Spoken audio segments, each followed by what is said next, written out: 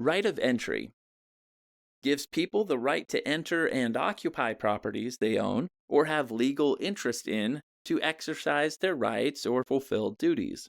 Example, landlords normally have the right to enter leased properties to reasonably conduct inspections or make necessary repairs.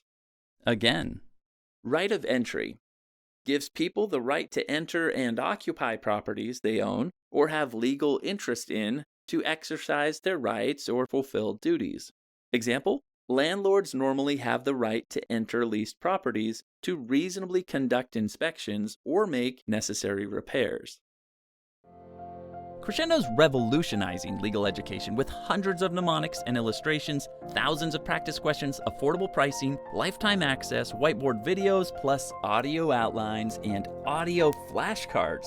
Master the law faster and with more freedom than ever before with Crescendo. You should definitely check out crescendo.com today.